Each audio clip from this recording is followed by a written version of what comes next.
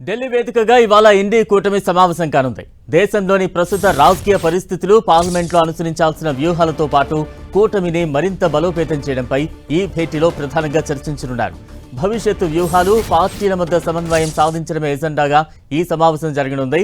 కూటమిలోని మొత్తం 23 పార్టీలు ఈ భేటీలో భాగస్వామ్యం కానున్నాయి.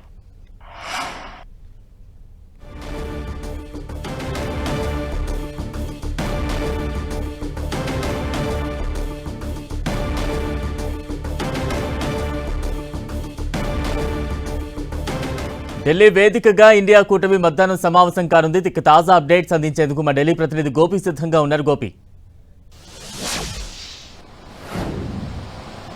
బలరాం, మధ్యాహ్నం 12 గంటలకు కాన్స్టిట్యూషన్ క్లబ్ లో ఇండియా కూటమి నేతల భేటీ జరగనుంది. దీనికి 23 రాజకీయ పార్టీలు కూడా ఇప్పటికే హాజరవుతున్నట్టుగా కూడా అంగీకరించడం జరిగింది.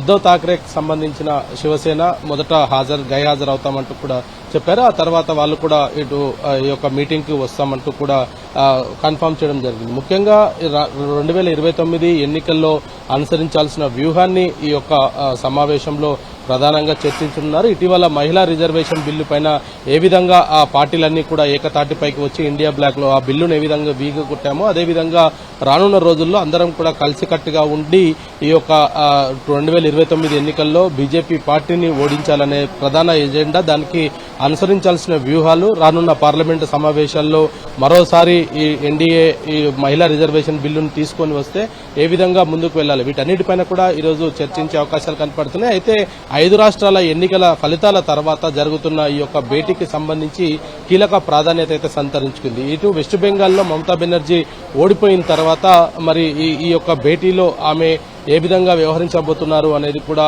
వేచి చూడాలి. ఎందుకంటే గత ఇండియా బ్లాక్ మీటింగ్ లో కూడా ఆమె రాహుల్ గాంధీ పైన ఘాటైన వ్యాఖ్యలు చేశారు. కాంగ్రెస్ పార్టీ తోటి చేత కాకపోతే తప్పుకోండి, నేను ఇండియా కూటమిని లీడ్ చేస్తానంటూ కూడా ఆమె గతంలో మాట్లాడారు. అయితే ఈ రోజు ఈ మీటింగ్ సందర్భంగా ఢిల్లీలో అనేక ప్రాంతాల్లో కూడా ఈ యొక్క గతంలో రాహుల్ గాంధీకి వ్యతిరేకంగా మాట్లాడిన నేతల పోస్టర్లన్నీ కూడా వెలిచడం జరిగింది. మరి దానిపైన కూడా రాజకీయంగా కొంత అయితే చర్చ జరుగుతుంది. గతంలో వెస్ట్ బెంగాల్ మమతా బెనర్జీ ఇండియా కూటమికి సంబంధించిన అంశం కావచ్చు, లేదా అరవింద్ కేజ్రీవాల్ ఆమ్ ఆద్మీ పార్టీ గత ఎన్నికల్లో ఓడిపోయిన తర్వాత ఇటు ఇండియా కూటమికి సంబంధించి కూడా ఆయన చేసిన వ్యాఖ్యలు, ఇతర అంశాలన్నీ కూడా ప్రస్తుతం ఢిల్లీలో పోస్టర్లు అయితే వెళ్లడం జరిగింది. మరి ఈ రోజు 12 గంటలకు ప్రారంభం కానున్న ఈ యొక్క సమావేశంలో అనేక అంశాలు, ఇటు టీఎంసీ ఏదైతే వెస్ట్ బెంగాల్లో ఓడిపోయిన తర్వాత పార్టీలో ఎమ్మెల్యేలంతా కూడా కొంత చీలిన నేపథ్యంలో మరి ఇటు టీఎంసీ రానున్న రోజుల్లో ఇండియా బ్లాక్ లో ఏ విధంగా ముందుకు వెళ్లబోతుందన్న దానిపైన కూడా ఈ రోజు చర్చ జరగబోతుంది. అయితే ఇటీవల తమిళనాడులో గెలుపొందిన